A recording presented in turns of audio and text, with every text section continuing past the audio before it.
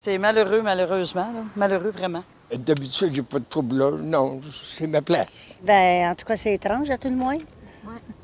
Choqué d'une certaine manière, oui, mais comme on n'a pas les détails. C'est ici, au IGA Famille Raymond à Longueuil, que l'incident a eu lieu. L'agent de sécurité de 20 ans a été libéré après son interrogatoire par le service de police de Longueuil. Ce qu'on sait pour l'heure, la victime, un quarantenaire, est décédée des suites de ses blessures. Quand même, ça sort vraiment de l'ordinaire. C'est pas quelque chose qu'on traite souvent de notre côté non plus. Encore une fois, l'aide du public peut toujours être pertinente. Toute personne qui aurait de l'information en lien avec cet événement-là peut communiquer avec nous. Est-ce qu'on sait si c'est dû à un choc ou si c'est dû à un problème que la personne pouvait avoir, respiratoire ou quelque chose? La question se pose, en fait, puis c'est exactement ce à quoi on veut en venir. Là. Quelle est la cause du décès, précisément? Nos enquêteurs ont rencontré des témoins. Il y a des éléments qui ont été récupérés sur place hier, là, en soirée, même une partie de la nuit. L'enquête se poursuit. C'est pas parce qu'on a levé la scène sur place que l'enquête est terminée. Là, nos enquêteurs travaillent d'arrache-pied, encore une fois, à ce moment-ci. Les blessures qui auraient été causées par l'altercation entre l'agent de sécurité et la victime auraient été assez importantes pour que l'homme de 42 ans finisse inanimé au sol à l'entrée du IGA derrière moi. Selon une employée d'un commerce voisin, la victime était suspectée d'avoir commis un vol.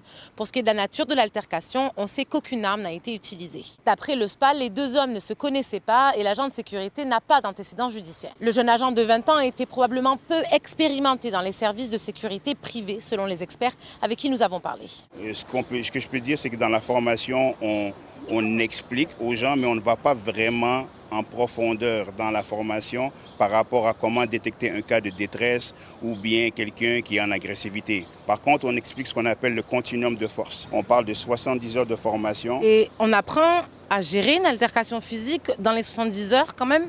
Je dirais qu'on est outillé, on est plus informé.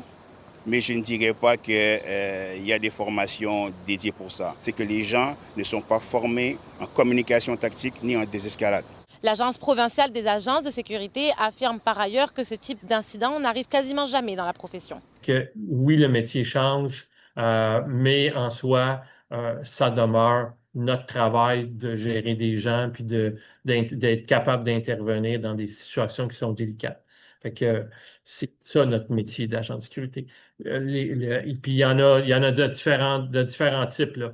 Le travail de nuit dans un building versus le travail dans un centre d'achat qui est rempli de plein de monde, ça fait toute la différence. L'agent de sécurité a été libéré sous de strictes conditions et les enquêteurs continuent leur travail, à savoir si la victime était atteinte d'un quelconque problème ayant aggravé la situation. Pour ce qui est de l'agent de sécurité, il fera face fort probablement à des accusations d'homicide involontaire. À Longueuil, Lila Mouche pour Nouveau Info.